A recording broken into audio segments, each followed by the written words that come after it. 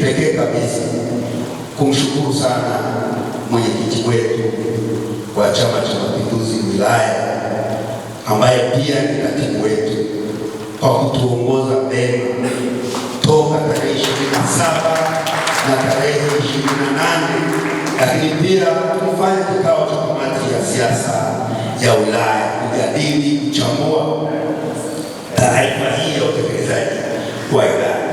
Lakini hata leo nyinyi ni mashahidi, toka mwanzo alipotufungulia kikao chetu ametuongoza mema mpaka sasa tunapoenda kuhitimisha kikao chetu.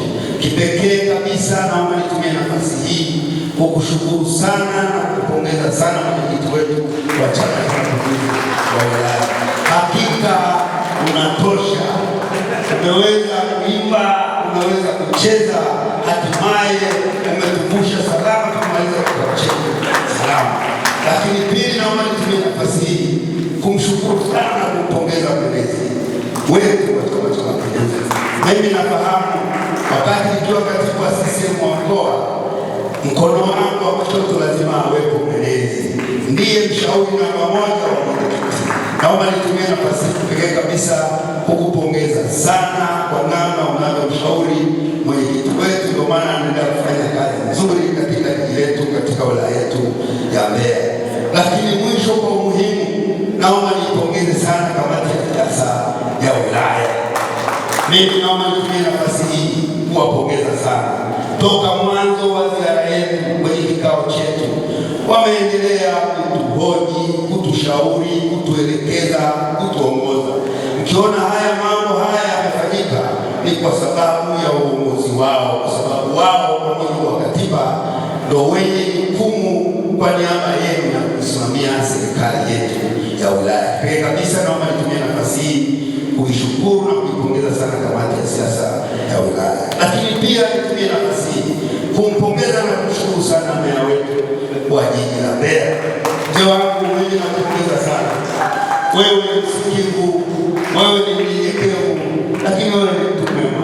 Mungu akubariki sana, pamoja na madiwani wetu wote na baraza la madiwani kwa ujumla. Lakini simsahau mkurugenzi wangu mtendaji, amekuwa kiongozi wa mfano, ameleta mapinduzi na mabadiliko makubwa kwenye eneo la makusanyo. Hivi ninapokutana ninyi tayari tumeshafanya makusanyo ya zaidi ya shilingi bilioni 18. Bado tuna zaidi ya miezi minne mbele, na malengo yetu ni kufanya makusanyo ya zaidi ya shilingi bilioni 25 mpaka tarehe 30 mwezi wa 6. Tafsiri yake ni nini? Tumeshavuka lengo, na malengo ya jiji hili chini ya uongozi mahiri na makini wa mstahiki meya, tuna malengo mwaka 26-27 kukusanya zaidi ya shilingi bilioni 27. Naomba nitumie nafasi hii kumpongeza sana mkurugenzi mtendaji ambaye kwa kweli ni mnyenyekevu, ni mchapakazi, bila kuwasahau watendaji hawa wanaoshauri kwa karibu mtendaji. Hongereni sana watendaji wa jiji, Mungu awabariki sana, pamoja na watendaji wa taasisi NESCO, BEUSA, TARURA, TRA, nani mwingine nimesahau, TANROADS, pamoja na wale wengine. Naomba nitumie nafasi hii pekee kabisa kuwapongeza sana.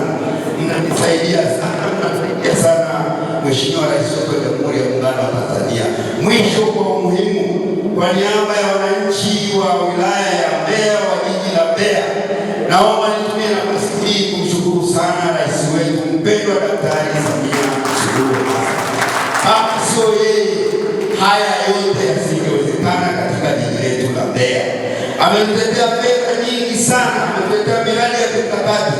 Moja ya miradi mikubwa ya kimkakati pamoja na mradi huu wa njia 4 kutoka Igawa hadi Tunduma, mradi ambao unagharimu zaidi ya shilingi bilioni 183. Lakini kana kwamba haitoshi, ametuletea mradi mwingine wa kimkakati wa kutoa maji kule Kiwira kuleta hapa Mbeya mjini hadi kule Mbalizi, mradi wa zaidi ya shilingi bilioni 119. Lakini kwenye sekta ya umeme, nyinyi ni mashahidi, katika jiji letu la Mbeya ni mitaa zaidi ya 181, lakini pia kata 36, kila eneo umeme unawaka.